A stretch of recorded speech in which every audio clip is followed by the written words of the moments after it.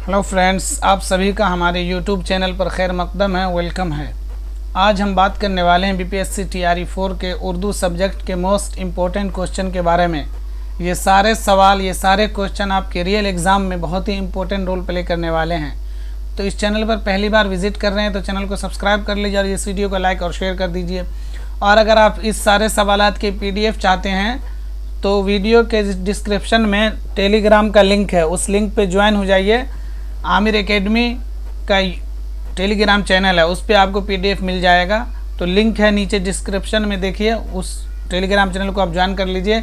वहीं पर आपको PDF मिल जाया करेगा, जो भी क्लास हुआ करेगा सारे क्लासों का। तो चलिए शुरू करते हैं। पहला सवाल है, मगरबी हिंदी की बोलियों को निशान ज़द कीजिए। ब्रिज भाषा, कन्नौजी, बुंदेली, हस्बे बाला में से एक से ज़ायद, हस्बे बाला में से कोई नहीं। तो मगरबी बोलियां इसमें से ब्रिज भाषा भी है, कन्नौजी भी है, बुंदेली भी है। मतलब ये तीनों बोलियां जो है ये मगरबी हिंदी की है। तीनों बोलियां मगरबी हिंदी का। ऑप्शन नंबर डी आपका राइट हो जाएगा। ऑप्शन नंबर डी आपका राइट हो जाएगा। मगरबी हिंदी में 5 बोलियां आती हैं। कौन कौन सी? ब्रिज भाषा, बुंदेली, कन्नौजी, हरियाणवी और खड़ी बोली। ये 5 बोलियां जो है मगरबी हिंदी की है। मगरबी हिंदी को पहले आप 2 जगह बांटिए, एक जो ऊ का लहजा रखती है, दूसरी वो जो आ का लहजा रखती है। तो ये जो तीनों बोलियां हैं, ब्रिज भाषा, कन्नौजी, बुंदेली, ये तीनों बोली ऊ का लहजा रखती है।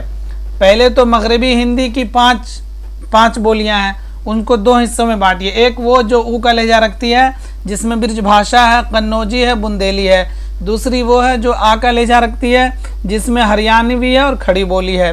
तो यह आपको जहन में रखना है बोलियों से। इसमें से कुछ भी पूछ लेगा कि मंदरजा झैल में मगरबी हिंदी बोली कौन सी है, तो आपको ब्रिज भाषा, कन्नौजी, बुंदेली, हरियाणी, खड़ी बोली याद रखना है। चलते हैं अपने अगले सवाल की ओर।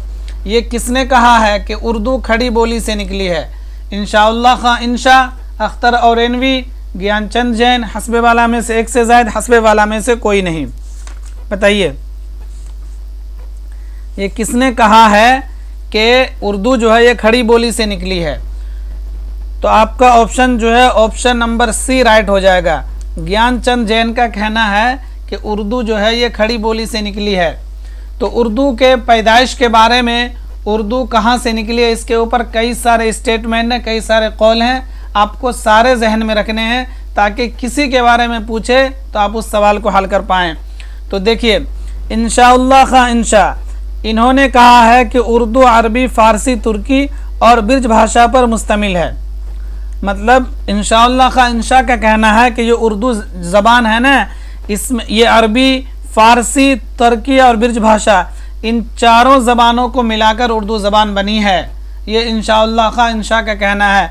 ये इंशाउल्लाह खां इंशा वही है रानी केतकी की कहानी वाले, जिनकी पैदाइश हुई थी 1752 में मुर्शिदाबाद में और 1817 में जिनकी वफ़ात हुई थी लखनऊ में। तो इंशाउल्लाह खां इंशा का कहना है कि उर्दू जो है ये अरबी, फ़ारसी, तुर्की और ब्रिज भाषा पर मुश्तमिल है। मतलब चारों भाषा से मिलकर बनी है। ये इंशाअल्लाह खां इंशा का कहना है।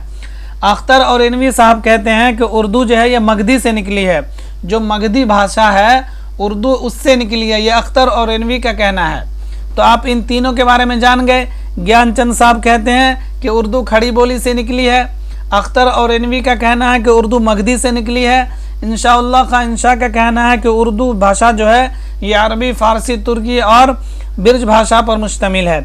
इसके अलावा और भी कुछ स्टेटमेंट है, जैसे सैयद सुलेमान नदवी का कहना है कि उर्दू ज़बान का आगाज़ जो है ये सिंध से हुआ है, जो सिंध अभी पाकिस्तान में पड़ता है। तो सैयद सुलेमान नदवी का कहना है कि उर्दू का आगाज़, उर्दू जो पैदा हुई है ये सिंध में पैदा हुई है। ये सैयद सुलेमान नदवी का कहना है। और नसीरुद्दीन हाशमी का कहना है कि उर्दू दक्कन में पैदा हुई है। तो नसीरुद्दीन हाशमी कहते हैं कि उर्दू दक्कन में पैदा हुई है।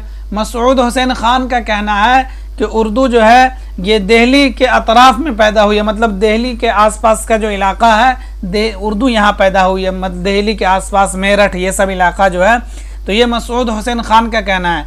उर्दू देखिए थोड़ा लंबा हो रहा है, लेकिन इसको आप कोई भी सवाल अगर बनेगा ना इसके ऊपर तो आप हल कर पाएंगे। तो थोड़ा सुन लीजिए कि उर्दू, देखिए सैयद सुलेमान नदवी का कहना है कि उर्दू सिंध से निकली है।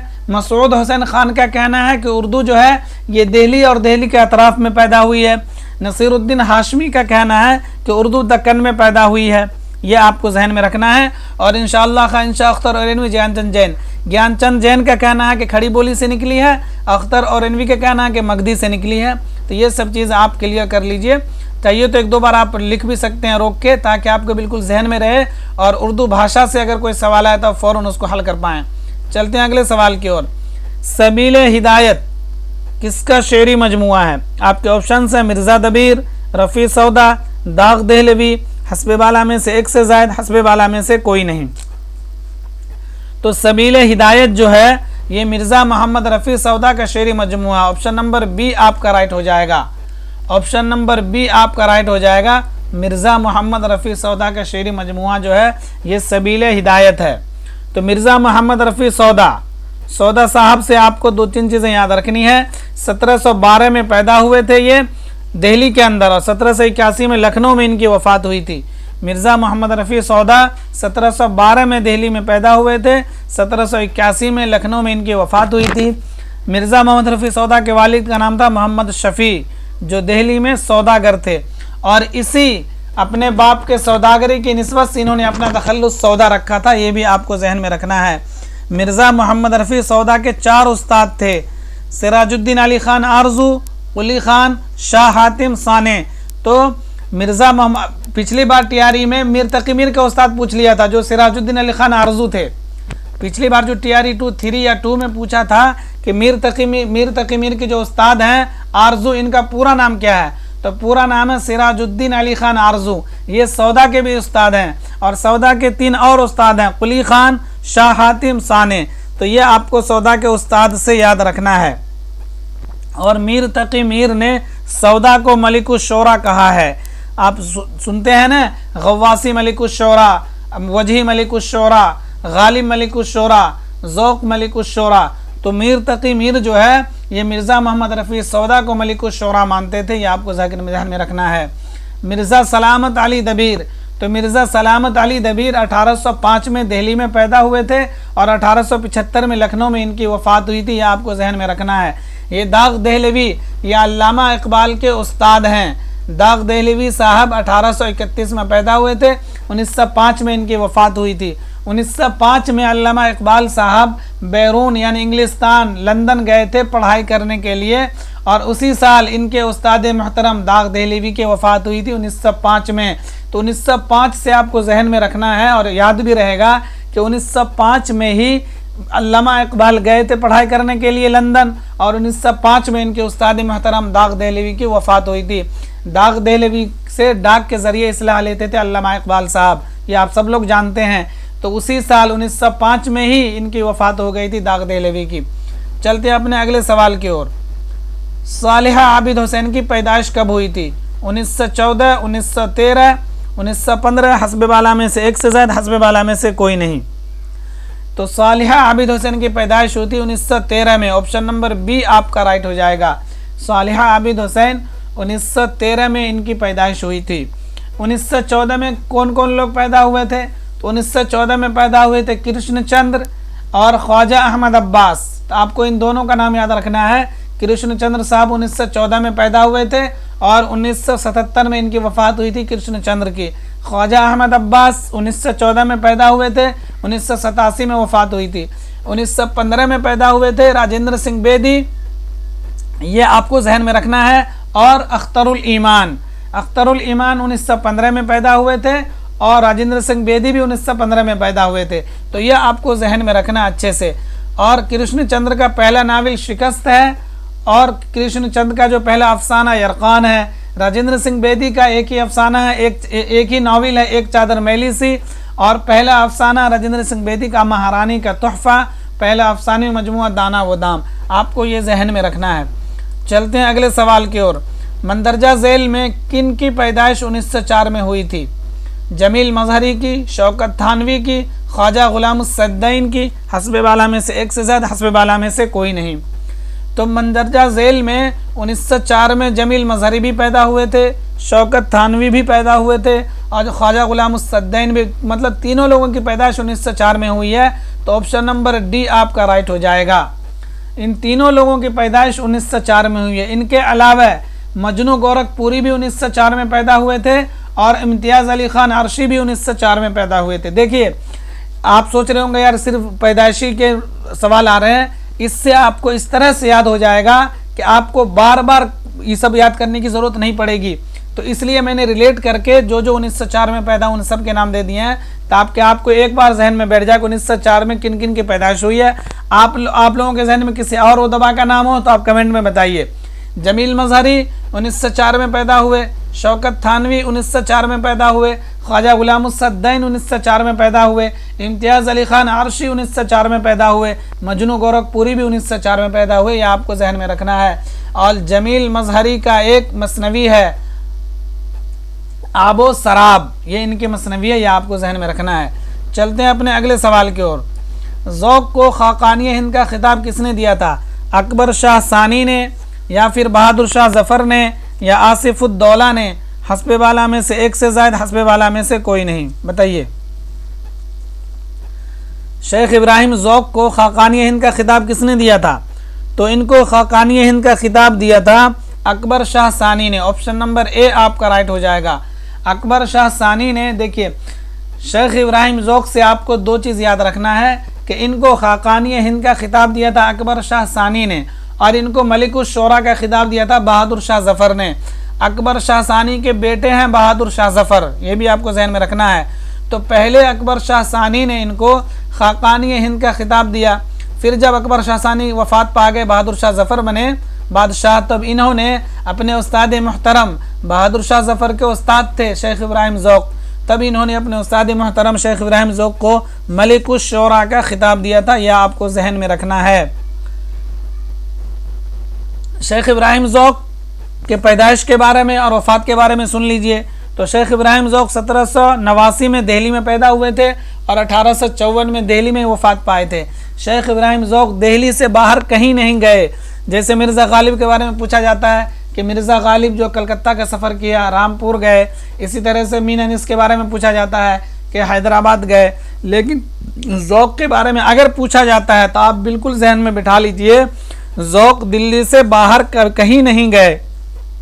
हालांकि जो हैदराबाद के महाराजा थे चंदूलाल शादा ने जब ज़ौक़ की शोहरत सुनी, मतलब ज़ौक़ बहुत फेमस हो गए थे, जब बहादुर शाह जफ़र ने इनको मलिकुश शोरा का खिताब दिया तो भाई पूरी हिंदुस्तान में इनके वाहवाही हो गई कि भाई मलिकुश शोरा है शेख इब्राहिम ज़ौक़।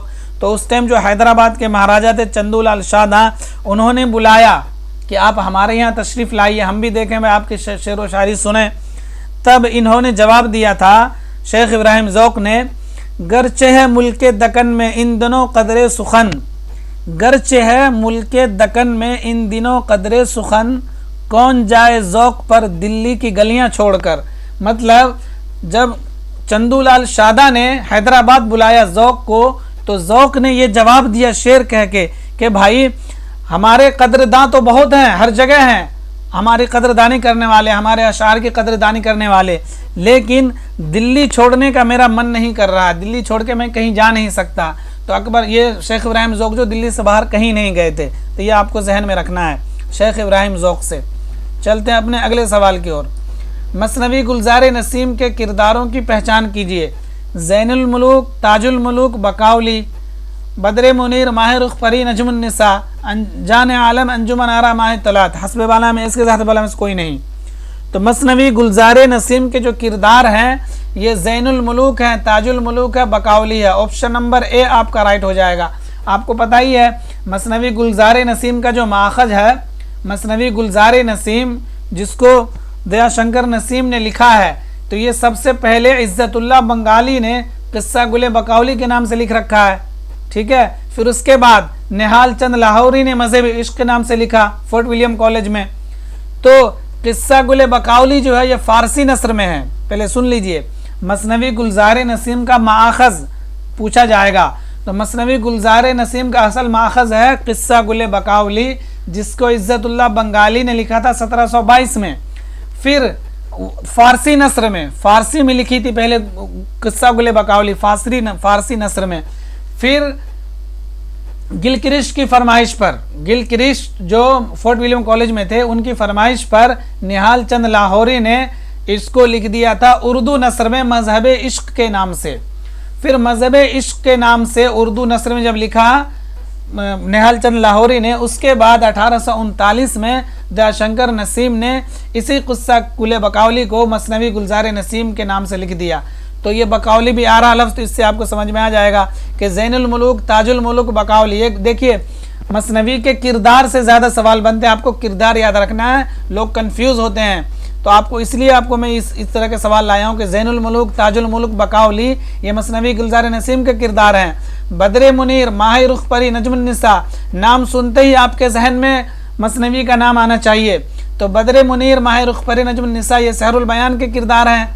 जाने आलम, अंजुमन आरा, माह तिलत ये फसाने अजायब, दास्तान फसाने अजायब उसका किरदार है। तो यह आपको अच्छे से जहन में रख लेना है। तो मसनवी गुलजार नसीम दयाशंकर नसीम की है, मसनवी सहरुल बयान मीर हसन की है, और फसाने अजायब जो है रजब अली बैग सुरूर की है। इन सब के बारे में कई बार में डेट ऑफ बर्थ, वफात सब बता चुका हूँ, आपको जहन में रखना है। चलते हैं अगले सवाल की ओर। अली अब्बास हुसैनी कहाँ पैदा हुए थे? दिल्ली, लखनऊ, गाजीपुर, हस्बे बाला में से एक से ज़्यादा, हस्बे बाला में से कोई नहीं। तो अली अब्बास हुसैनी जो है गाजीपुर में पैदा हुए थे। ऑप्शन नंबर सी आपका राइट हो जाएगा। अली अब्बास हुसैनी साहब गाजीपुर में पैदा हुए थे, यह आपको जहन में रखना है। चलते हैं अगले सवाल की ओर।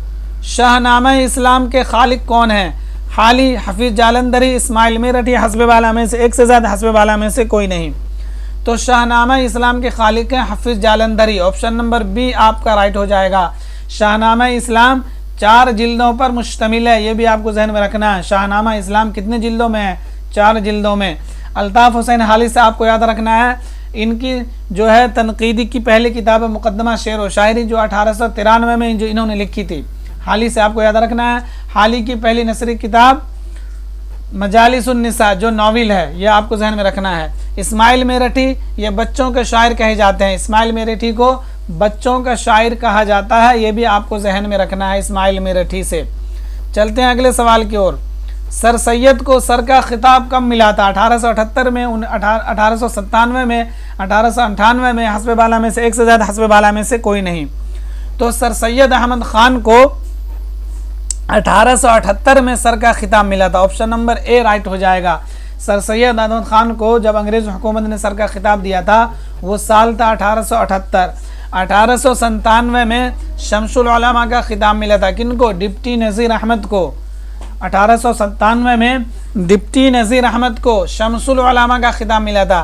सर सैयद को सर का खिताब मिला था, दोनों चीज़ अलग अलग है। सर सैयद को सर का खिताब 1878 में, और डिप्टी नज़ीर अहमद को 1897 में शमसुल उलमा का खिताब मिला था। 1904 में अल्ताफ़ हुसैन हाली को शमसुल उलमा का खिताब मिला था। 1898 में ये अकबर इलाहाबादी को खान बहादुर का खिताब मिला था। अकबर, देखिए अंग्रेज़ हुकूमत जो है 2-3 तरह के खिताब देती थी। एक सर का खिताब देती थी, शमसुल उलमा का खिताब देती थी, खान बहादुर का खिताब देती थी। तो खान बहादुर का खिताब मिल चुका शाद आज़िमाबादी को और अकबर इलाहाबादी को। तो अकबर इलाहाबादी को 1898 में मिला था और शाद आज़िमाबादी को 1891 में मिला था। दोनों आपको जहन में रखना है। सवाल भले 1-2 हो, इसके अंदर कई सारे सवाल बन जाते हैं जो मैं बता रहा हूँ आपको। 1898 में अकबर इलाहाबादी को खान बहादुर का खिताब मिला। 1891 में शाद आज़िमाबादी को खान बहादुर का खिताब मिला था, यह आपको जहन में रखना है। चलते हैं अगले सवाल की ओर। मसनवी कदुमराव पदुराव में कितने अशार हैं? 1022, 1032, 1421, हस्बे बाला में से एक से, हस्बे बाला में से कोई नहीं। तो मसनवी कदुमराव पदुमराव में 1032 अशार हैं। ऑप्शन नंबर बी राइट हो जाएगा। और 1033वां शेर अधूरा, मतलब उसके एक ही मिसरे हैं इसलिए वह अधूरा है। तो मसनवी कदुमराव पदुमराव ये उर्दू की पहली मसनवी मानी जाती है, ये भी आपको जहन में रखना है। उर्दू की सबसे पहली मसनवी कौन सी है? तो मसनवी कदुमराव पदुमराव फ़खरुद्दीन निज़ामी बैदरी की लिखी हुई है ये मसनवी, जिसके मुरत्तिब हैं जमील जालबी, ये भी आपको अलग से याद रखना है। मसनवी कदुमराव पदुमराव के मुरत्तिब कौन हैं? जमील जालबी हैं। मसनवी सहरुल बयान के मुरत्तिब कौन है? रशीद हसन खान है। गुलजार नसीम के मुरत्तिब कौन है? रशीद हसन खान है। तो मुरत्तिब से भी सवाल पूछा जाता है। मसनवी कदुमराव पदुमराव के मुरत्तिब जमील जालिबी, मसनवी गुलजार नसीब, मसनवी सहरुल बयान, जो दोनों मसनवी लखनऊ दबिस्तान की शाहकार मसनवी है, दोनों के मुरत्तिब जो हैं रशीद हसन खान है। ये आपको जहन में रखना है। चलते हैं अगले सवाल की ओर। कुतुब मुश्तरी के सबसे पहले मुरत्तिब कौन है? मुहियुद्दीन कादरी ज़ोर, मौलवी अब्दुल हक, रशीद हसन खान, हस्बे वाला में से एक से ज़्यादा, हस्बे वाला में से कोई नहीं। तो कुतुब मुश्तरी के पहले मुरत्तिब है मौलवी Abdul Haq. Option number B आपका राइट हो जाएगा। ये ऑप्शन नंबर बी आपका राइट हो जाएगा। अभी आपने पढ़ा है ना कि कदुमराव पदुमराव के मुरत्तिब जमील जालिबी हैं, इसी तरह से सहरुल बयान गुलजार नसीब के मुरत्तिब रशीद हसन खान है। तो कुतुब मुश्तरी के पहले मुरत्तिब है मौलवी अब्दुल हक। इनको कुतुब मुश्तरी को और भी लोगों ने तरतीब दिया है, पहले मुरत्तिब मौलवी अब्दुल हक है। ये आपको जहन में रखना है। चलते हैं अपने अगले सवाल की ओर। कुतुब मुश्तरी को मुल्ला असदुल्लाह वजी ने कुली कुतुब शाह के फरमाइश पर लिखी थी। यह आपको जहन में रखना है। और कुतुब मुश्तरी को 12 दिनों में लिखने का दावा किया गया है और कुतुब मुश्तरी में किरदार भी 12 ही हैं। यह भी आपको जहन में रखना है। कुतुब मुश्तरी को 12 दिनों में लिखने का दावा किया गया, किरदार भी 12 हैं। ये भी आप जहन में रखें। मसनवी कदुमराव पदुमराव में जोगी कौन है? कदुमराव है, पदमराव, अखरनाथ है, हस्बे वाला में से एक से ज़्यादा, हस्बे वाला में से कोई नहीं। तो मसनवी कदुमराव पदुमराव में जोगी जो है वो अखरनाथ है। ऑप्शन नंबर सी आपका राइट हो जाएगा। मसनवी कदुमराव पदुमराव में अखरनाथ एक किरदार है, वो किरदार है जोगी का। तो ऑप्शन नंबर सी आपका राइट हो जाएगा कि अखरनाथ इसके वो है, जोगी हैं अखरनाथ। और आपको मैं बता ही चुका हूँ कि इसके मुरत्तिब जो हैं जमील जालिबी हैं। यह आपको जहन में रखना है। और कदुमराव पदुमराव का जो नाम तजवीज़ किया था ये नसीरुद्दीन हाशमी ने तजवीज़ किया था। इसका नाम तो पहले से कदुमराव पदुमराव था नहीं, लेकिन इसमें किरदार हैं कदुमराव पदुमराव के। ये भी आपको जहन में ये सवाल में आ सकता है। देखिए कुछ भी सवाल बन सकता है, तो आपको छोड़ना नहीं है भाई। सवाल कंपटीशन टफ होने वाला TRE 4 का, तो आपको हर एक एंगल से सवाल को देखना है। जैसे अगर पूछ ले कि कदुमराव पदुमराव का नाम किसने तजवीज़ किया, पहले से कदुमराव पदुमराव नाम नहीं था, बल्कि एक मसनवी लिख दी, लेकिन मसनवी में 2 किरदार थे कदुमराव पदुमराव। तो इसी के नाम को लेकर के नसीरुद्दीन हाशमी ने इसका नाम ही कदुमराव पदुमराव तजवीज़ कर दिया था। तो इसके नाम के तजवीज़ करने वाले हैं नसीरुद्दीन हाशमी। इसके मुरत्तिब हैं जमील जालबी। यह आपको जहन में रखना है। और मसनवी कदुमराव पदुमराव जो है ये बहर मुतक़ारिब मुसम्मन महज़ूफ़ या मकसूर में लिखी हुई है। ये भी पूछा जाता है किस बहर में लिखी है कदुमराव पदुमराव, तो बहर मुतक़ारिब मुसम्मन महज़ूफ़ या मकसूर। ये आपको जहन में रखना है। मसनवी कदुमराव पदुमराव से, मसनवी कदुमराव पदुमराव, कदुमराव राजा है, पदुमराव इसका वजीर है, अखरनाथ जो है ये जोगी है। तो ये आप चीज़ आप जहन में रखेंगे। चलते हैं अपने अगले सवाल की ओर। मसनवी का फ़नी इम्तियाज़ क्या है? हर शेर का बेरब्त होना, हर शेर के मिसरों का हम काफिया होना, फ़ौकुल फ़ित्री अनासिर होना, हस्बे वाला में से एक से हस्बे वाला में से कोई नहीं। तो मसनवी का फ़नी इम्तियाज़ है हर शेर के मिसरों का हम काफिया होना। ऑप्शन नंबर बी आपका राइट हो जाएगा। चलते हैं अपने अगले सवाल की ओर। उर्दू की सबसे पहली नज़्म कौन सी है? ऑप्शन आपके शब क़द्र, चक्की नामा, कुतुब मुश्तरी, हस्बे वाला में से एक ज़ैद, हस्बे वाला में से कोई नहीं। तो उर्दू की सबसे पहली नज़्म जो है ये चक्की नामा है। ऑप्शन नंबर बी आपका राइट हो जाएगा। कुतुब मुश्तरी तो यह मसनवी है। चलते हैं अपने अगले सवाल की ओर। बांगे दरा कब शाये हुआ था? 1924 में, 1922 में, 1935 में, हस्बे वाला में से एक से ज़्यादा, हस्बे वाला में से कोई नहीं। तो बांगे दरा अल्लामा इकबाल का पहला शेरी मजमुआ 1924 में शाये हुआ था। यह आपको जहन में रखना है। 1922 में जोश मलिहाबादी का पहला शेरी मजमुआ रूह अदब की इशाअत अमल में आई थी। यह आपको जहन में रखना है। और 1935 में अल्लामा इकबाल का दूसरा शेरी मजमुआ बाले जिब्राइल की इशाअत अमल में आई थी। तो ये चीज़ आप जहन में रखेंगे। 1935 में बाले जिब्राइल, 1936 में ज़रब कलीम, 1938 में अरमागान हिजाज। ये चीज़ आप जहन में रखेंगे। चलते हैं अगले सवाल की ओर। उपेंद्र नाथ अशक कब पैदा हुए थे? 1908 में, 1910 में, 1904 में, हस्बे वाला में से एक से ज़्यादा, हस्बे वाला में से कोई नहीं। तो उपेंद्र नाथ अशक की पैदाइश हुई थी 1910 में। ऑप्शन नंबर बी आपका राइट हो जाएगा। 1910 में कन्हैया लाल कपूर भी पैदा हुए थे। ये भी आप जहन में रखेंगे कि 1910 में उपेंद्र नाथ अशक की पैदाइश हुई थी। 1910 में कन्हैया लाल कपूर मज़ाहिया निगार जो है, जिनका इंशाइया है गालिब जदीद शोरा की महफिल में, वो कन्हैया लाल कपूर का है। तो इसे, और उनकी वफ़ात हुई थी 1980 में। और 1908 में कौन पैदा हुए थे? 1908 में पैदा हुए थे आपके कलीमुद्दीन अहमद। और 1904 में मैं आपको बता ही चुका हूँ जमील मजहरी, इसी तरह से शौकत थानवी, इम्तियाज़ अली ख़ान आरशी और मजनू गोरखपुर, ये सब की पैदाइश 1904 में हुई है। चलते हैं अपने अगले सवाल की ओर। आंगन किसकी नाविल है? असमत, खदीजा मस्तूर, जमीला हाशमी, हस्बे वाला में से एक से ज़्यादा, हस्बे वाला में से कोई नहीं। फ्रेंड, वीडियो को लाइक और शेयर भी कर दीजिए, अपने उन दोस्तों को शेयर करिए जो तैयारी कर रहे हैं, चाहे वो यूपी पीजीटी की तैयारी कर रहे हों या TRE 4 की हो या UGC नेट के, सब में काम आने वाले हैं ये सवाल। ये आपको जहन में रखना है। उर्दू के MCQs जो हैं और ये उतने आसान लेवल के हैं नहीं, ये हर जगह इस तरह के सवाल पूछे जाते हैं, तो सभी को फ़ायदा होगा। तो आप शेयर कर दीजिए अपने दोस्तों को और कमेंट भी बताइए कि आपको किस तरह के सवाल चाहिए, किस तरह के क्वेश्चन चाहिए, आप कमेंट में बताइए। तो आंगन जो है ये खदीजा मस्तूर का नाविल है। ऑप्शन नंबर बी आपका राइट हो जाएगा। आंगन जो है ये खदीजा मस्तूर का नाविल है। चलते हैं अपने अगले सवाल की ओर।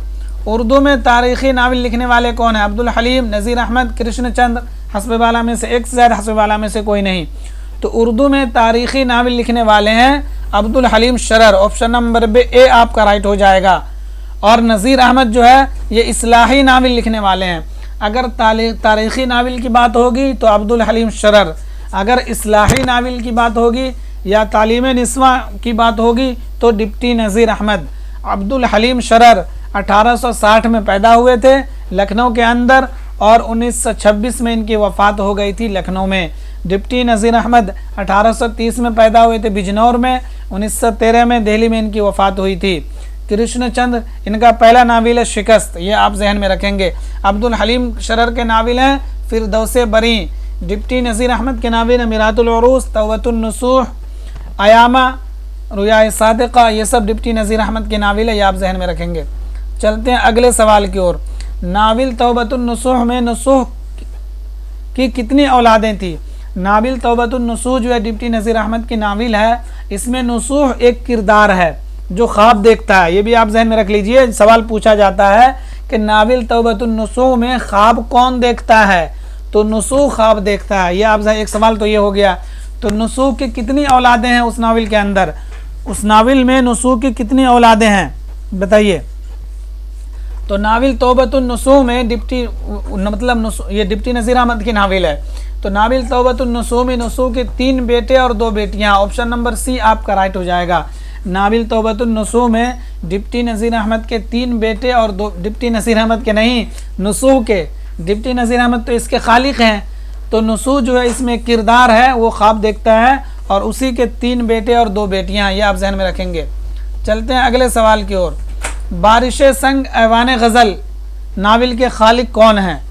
जिलानी बानो, कृष्णचंद्र, इलियास अहमद गद्दी, हस्बे वाला में से एक से ज़्यादा, हस्बे वाला में से कोई नहीं। तो नाविल बारिश संग और ऐवान गज़ल के खालिक हैं Jilani Bano. Option number A आपका राइट हो जाएगा। बारिश संग ऐवान गज़ल के जो नाविल है ये जिलानी बानी के नाविल है, बारिश संग और ऐवान गज़ल, ये आप जहन में रखेंगे।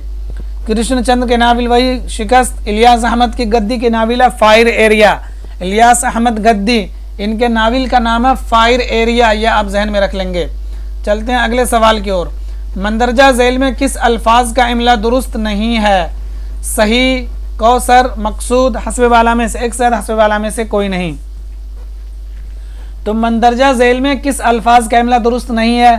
सही भी, ये भी दुरुस्त नहीं है, कौसर भी दुरुस्त नहीं है, मकसूद नहीं भी दुरुस्त नहीं है। तो ऑप्शन नंबर डी हस्बे वाला में से जायद, मतलब किसी का भी इमला दुरुस्त नहीं है। समझ रहे हैं ना? तीनों का जुमला, तीनों का इमला, कौसर जो होगा सारा से होगा, सही जो होगा साद या दोनों बड़ी हा, मकसूद जो होगा मीम काफ साद वाव दाल। तो ये तीनों का इमला जो है गलत है। चलते हैं अपने अगले सवाल की ओर। मुफरद हरूफ की तादाद कितनी है? 30, 37, 15, हस्बे वाला में से एक से ज़्यादा, हस्बे वाला में से कोई नहीं। तो मुफरद हरूफ की तादाद जो है ये 37 है। ऑप्शन नंबर बी आपका राइट हो जाएगा। अगर यही सवाल पूछ ले हरूफ तहज्जी की तादाद कितनी है, तो हरूफ तहज्जी जो है ये 52 में 52। अगर पूछ ले मौलवी अब्दुल हक के हिसाब से कितनी है तो 50। अगर मुतलकन पूछे हरूफ तहज्जी की तादाद तो 52, मौलवी अब्दुल हक के हिसाब से 50 और मुफरद हरूफ की तादाद जो है ये 37 है। चलते हैं अपने अगले सवाल की ओर। कलमे की कितनी किस्में हैं? 4, 3, 2, हस्बे वाला में से एक से ज़्यादा, हस्बे वाला में से कोई नहीं। तो कलमे की 3 किस्में हैं, इसम, फेल, हर्फ। ऑप्शन नंबर बी आपका राइट हो जाएगा। मदरसे से पढ़े होंगे तो बिल्कुल आसान है, लेकिन जो लोग मदरसे से नहीं पढ़े उसके लिए मुश्किल हो जाता है ये चीज़ें, क्योंकि मदरसे से पढ़ने का मतलब जो मदरसे में आलिमियत का कोर्स किया, जो आलिम बना है। मदरसे में पढ़ने वाले बहुत लोग होते हैं, लेकिन जिन लोगों ने आलिमियत का कोर्स नहीं किया उन लोगों के लिए तो ये टफ होगा ही, लेकिन जिन लोगों ने आलिमियत का कोर्स किया है उन लोगों के लिए इस तरह के सवाल बिल्कुल आसान है। कलमे की 3 किस्में हैं, इसमें, फेल, हर्फ। चलते हैं अपने अगले सवाल की ओर। अली सरदार जाफरी का पहला और आखिरी मजमुआ कौन सा है? परवाज, लहू पुकारता है, पत्थर की दीवार, लहू पुकारता है, नई दुनिया को सलाम, खून की लकीर, हस्बे वाला में से एक से ज़्यादा, हस्बे वाला में से कोई नहीं। तो अली सरदार जाफरी का पहला और आखिरी मजमुआ जो है परवाज और लहू पुकारता। ऑप्शन नंबर ए आपका राइट हो जाएगा। अली सरदार जाफरी का पहला जो है शेरी मजमुआ परवाज है, और लास्ट वाला जो लहू पुकारता है, यह आपको जहन में रखना है। ये पत्थर की दीवार भी इन्हीं की है, नई दुनिया को सलाम भी इन्हीं की है, खून की लकीर भी इन्हीं की है, अली सरदार जाफरी का शेरी मजमुआ। और नई दुनिया को सलाम के एवज़ में अली सरदार जाफरी को ज्ञानपीठ अवार्ड मिल चुका है 1997 में। अली सरदार जाफरी को ज्ञानपीठ अवार्ड मिला हुआ है 1997 में। इसी नई दुनिया को सलाम जो इनका शेरी मजमुआ एक नज़्म भी है, इसी के एवज़ में। तो यह आपको जहन में रखना है अली सरदार जाफरी से। अली सरदार जाफरी 1913 में बलरामपुर उत्तर प्रदेश में पैदा हुए थे। सन 2000 में मुंबई में इनकी वफ़ात हुई थी। अली सरदार जाफरी एक रिसाला निकालते थे नया अदब के नाम से, यह आपको जहन में रखना है। चलते हैं अगले सवाल की ओर।